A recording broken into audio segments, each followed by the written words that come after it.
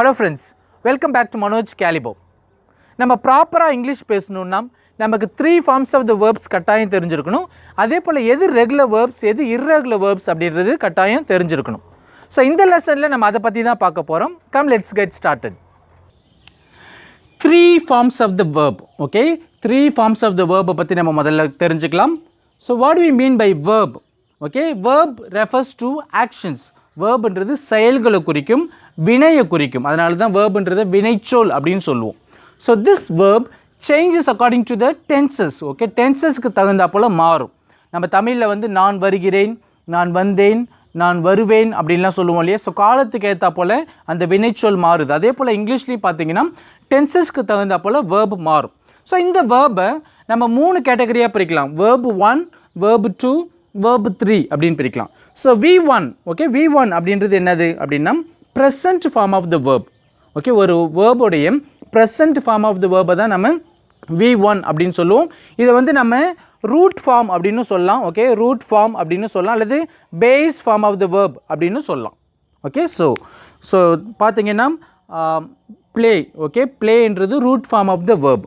கோன்றது root form of the verb. அடுத்தது V2 அப்படின்றது past form of the verb அப்படின்னு சொல்லுவோம். Past form of the verb அப்படின்னு சொல்லுவோம். ஸோ எடுத்துக்காட்டுக்கு ப்ளேவோட past form of the verb வந்து played, கோவுக்கு went. ஸோ V3 அப்படின்றது past participle form of the verb. Past participle form of the verb அப்படின்னு சொல்லுவோம் V3. ஸோ ப்ளேவோடைய பாஸ்ட் பார்ட்டிசிபிள் ஃபார்ம் வந்து played. அதே போல் கோ உடைய பாஸ்ட் பார்ட்டிசிபிள் ஃபார்ம் வந்து gone. இப்போ கவனிங்க, அந்த present form of the verb நம்ம எங்கே பயன்படுத்துவோம் அப்படின்னா சிம்பிள் ப்ரெசன்ட் டென்ஸில் பயன்படுத்துவோம். I go to school. Okay, imperative சென்டென்சஸில் பயன்படுத்துவோம். கம் ஹியர், கோ தேர் அப்படின்ற இம்பரேட்டிவ் சென்டென்சஸில் பயன்படுத்துவோம். அதே போல் சிம்பிள் ஃபியூச்சர் டென்ஸில் வில் அல்லது ஷாலுக்கு பக்கத்தில் நம்ம பயன்படுத்துவோம். So I will go, we shall go. So இது போல் வில் அல்லது ஷல்லுக்கு பக்கத்தில் நம்ம பயன்படுத்துவோம். அதே போல் பார்த்திங்கன்னா மாடல் வேர்ப்ஸ் கூட நம்ம பயன்படுத்துவோம். For example I may go, I may not go, I must go, I should go, I can go, I could go, I have to go, I had to go. இது போல் modal verbs கூட நம்ம இந்த base form of the வேர்பை நம்ம பயன்படுத்துவோம். Second, இந்த past form of the verb நம்ம எங்கே பயன்படுத்துவோம்னா சிம்பிள் பாஸ்ட் டென்ஸில் பயன்படுத்துவோம். For example I went to school yesterday. Okay, I went to school yesterday. So simple past டென்ஸில் நம்ம பயன்படுத்துவோம். அடுத்தது பார்த்தீங்கன்னா past participle form of the verb நம்ம எங்கே பயன்படுத்துவோம் அப்படின்னு பார்த்தீங்கன்னா ஆக்டிவ் வாய்ஸில் 3 டென்சஸில் பயன்படுத்துவோம், 3 பர்ஃபெக்ட் டென்சஸில் பயன்படுத்துவோம். For example present perfect tense, past perfect tense, future perfect tense. I have gone, I had gone, I will have gone. அதே போல் பார்த்தீங்கன்னா பேசிவ் வாய்ஸில் மொத்தமாகவே 8 டென்சஸ் தான் இருக்குது. 8 டென்சஸ்லையுமே நம்ம பாஸ்ட் பார்ட்டிசிபிள் ஃபார்ம் தான் பயன்படுத்துவோம். ஓகே, 8 டென்சஸ்லேயும் பேசிவ் வாய்ஸில் உள்ள 8 டென்சஸ்லையுமே நம்ம பாஸ்ட் பார்ட்டிசிபிள் ஃபார்ம் அதாவது V3 தான் நம்ம பயன்படுத்துவோம். அதே போல் சில இடங்களில் பார்த்தீங்கன்னா இந்த V3ன்றது ஆட்ஜெக்டிவ்ஸாகவும் வரும். For example broken chair, broken என்றது V3 இல்லையா. ஸோ ஆட்ஜெக்டிவ்ஸாகவும் வரும், broken chair. Okay, so I think it's very clear. கவனிங்க, இப்போ லாஸ்ட்டில் உங்களுக்கு ஒரு சந்தேகம் வரலாம். என்னென்னா இங்கே பிளேடு இருக்குது, ஆனால் கீழே பார்த்தீங்கன்னா கோ அப்படின்னு இருக்குது, வென்ட் கான், எல்லாமே வித்தியாசமே இருக்கே அப்படின்னு ஒரு சந்தேகம் இருக்கலாம். கவனிங்க, மேலே உள்ளதை நம்ம ரெகுலர் வேர்ப் அப்படின்னு சொல்லுவோம். ஓகே, ரெகுலர் வேர்ப் அப்படின்னு சொல்லுவோம். அதனால தான் பிளேடு. ஸோ ஈடி மட்டும் சேர்த்தாவே போதும், பாஸ்ட் ஃபார்மாக பாஸ்ட் பார்ட்டிசிபிள் ஃபார்மாக மாறிடும். கீழே உள்ளதை நம்ம இர்ரெகுலர் வேர்ப் அப்படின்னு சொல்லுவோம். கீழே உள்ளது இர்ரெகுலர் வேர்பாக சொல்லுவோம். ஸோ இதில் வந்து 3 ஃபார்ம்ஸ் எல்லாமே ஒன்றா இருக்கணுன்ற அவசியமே கிடையாது. ஸோ இதை பற்றி நம்ம இப்போ பார்க்கலாம் வாங்க. அடுத்ததாக பார்த்தீங்கன்னா வேர்பு வந்து நம்ம ரெகுலர் வேர்ப், இர்ரெகுலர் வேர்ப் அப்படின்னு சொல்லிட்டு 2 கேட்டகரியாக பிரிக்கலாம். ரெகுலர் வேர்ப், இர்ரெகுலர் வேர்ப்னு சொல்லிட்டு. ஸோ ரெகுலர் வேர்ப் அப்படின்றது என்னது அப்படின்னா V1, V2, V3 இருக்கும், ஒன்றும் இல்லை. இங்கே V1ன்றது root form of the verb.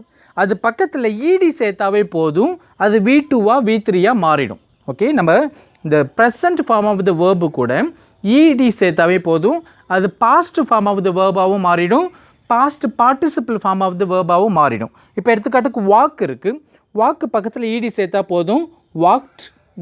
So V2 V3யாக மாறிடும். அதே போல் ஜம்ப் இருக்குது, ஜம்ப் பக்கத்தில் ஈடி சேர்த்தா போதும், ஜம்ப்டு V2 V3யாக மாறிடும். ப்ளே இருக்குது, playக்கு பக்கத்தில் ed சேர்த்தா போதும், played, played. So root form of the verb பக்கத்தில் ed சேர்த்தாவே போதும், அது பாஸ்ட் ஃபார்ம் ஆஃப் த வேர்பாகவும் வந்துடும், past participle form of the வேர்பாகவும் வந்துடும். அதே தான் இங்கே போட்டிருக்கேன். ரெகுலர் வேர்பில் past form and past participle form end in ed. Okay, so அப்படின்னு பார்த்தீங்கன்னா இதுக்கு ஒரு ஃபிக்ஸ்டு பேட்டர்ன் இருக்குது. ஸோ ed போட்டாவே போதும், அது V2 V3ஆக மாறிடும். இதுக்குன்னு ஒரு ஃபிக்ஸ்டு பேட்டர்ன் இருக்குது. In English most of the verbs are regular verbs. Most of the verbs are regular verbs. பார்த்தீங்கன்னா இப்போ புதுசாக வரக்கூடிய all the new verbs in English are regular verbs like email, emailed, fax, faxed, Google, googled, phone, phoned. இது போல் பார்த்தீங்கன்னா புதுசாக வர verbs கூட எல்லாமே பார்த்தீங்கன்னா ரெகுலர் வேர்ப்ஸாக தான் இருக்குது. அடுத்தது irregular verbs. So irregular verbs அப்படின்னு நம்ம எதை சொல்கிறோம் அப்படின்னா பாருங்கள், V1, V2, V3 இருக்கும். ஆனால் நம்ம ஏற்கனவே ஃபாலோ பண்ண அந்த மெத்தடில் இருக்கணுன்ற அவசியம் இல்லை. இங்கே பாருங்கள், go, went, gone. ஸோ இந்த 3 ஃபார்முமே வித்தியாசமாக இருக்குது. இங்கே go, went, gone 3 ஃபார்முமே பார்த்தீங்கன்னா வித்தியாசமாக இருக்குது. அதே போல் பார்த்தீங்கன்னா tell, told, told. இங்கே பாருங்கள், V2வும் V3யும் ஒன்றா இருக்குது, V1 tell அப்படின்னு இருக்குது. கீழே பார்த்தீங்கன்னா கட், கட், கட்.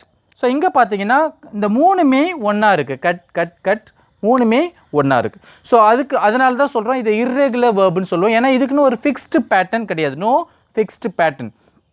இதை நம்ம எப்படி கற்றுக்கணும் அப்படின்னா இதுக்குன்னு கிராமட்டிக்கல் ரூல்ஸ்லாம் கிடையாது. we have to learn either by memorizing or by practice. நம்ம வந்து ப்ராக்டிஸ் பண்ணி கற்றுக்கணும், இல்லைனா மனப்பாடம் பண்ணி தான் கற்றுக்கணும். In English there are approximately 180 irregular verbs, but we don't have to learn all of them because some of them are very rare and many others are very useful and therefore we have to know them. அடுத்தது பார்த்தீங்கன்னா irregular verbs. irregular verbs-ஐ நம்ம 4 டைப்ஸாக classify பண்ணலாம்.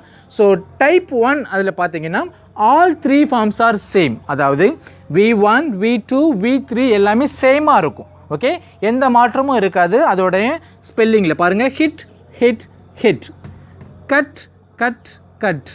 அதே போல் put, put, put. இதில் பார்த்தீங்கன்னா எந்த விதமான சேஞ்சஸும் கிடையாது. So V1, V2, V3, so all the 3 forms will be the same. So type 2ல் பார்த்தீங்கன்னா past and past participle forms will be the same.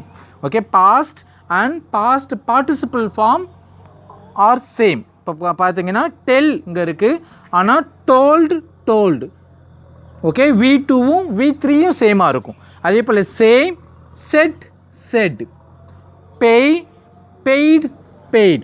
So present form of the verb ஒன்றா இருக்கும், past and past participle form of the verb ஒன்று சேமாக இருக்கும். So இங்கே வந்து பார்த்தீங்கன்னா V2வும் V3யும் சேமாக இருக்கும்.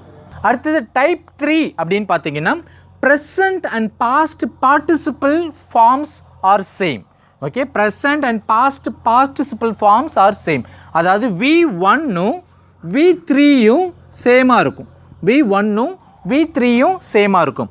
கம், கம், நடுவில் கே மட்டும் வித்தியாசமாக இருக்குது பாருங்கள், கம், கேம், கம். ஸோ V1னும் V3யும் சேமாக இருக்கும். அதே போல் run, run, run. So run, run சேமாக இருக்குது. Become, became, become. So become, became, become. So இதில் பார்த்தீங்கன்னா V1னும் V3யும் சேமாக இருக்கும். So third type. Fourth type பார்த்தீங்கன்னா all 3 forms are different. Okay, all 3 forms are different. V1, V2, V3 3 ஃபார்மே டிஃப்ரெண்ட்டாக இருக்கும், கொஞ்சம் ரைமிங்காகவும் இருக்கும். பாருங்கள், பிரேக், ப்ரோக், ப்ரோக்கன். ஸோ 3 ஃபார்முமே டிஃப்ரெண்ட்டாக இருக்குது. Okay, break, broke, broken. So அதே போல் speak, spoke, spoken, go, went, gone. So இங்கே பார்த்தீங்கன்னா all the 3 forms are different. So இந்த 4 டைப்ஸில் தான் irregular verbs-ஐ நம்ம கிளாஸிஃபை பண்ணலாம். If you like this video, do give a thumbs up, leave a comment and kindly subscribe to my channel. Thank you. See you again.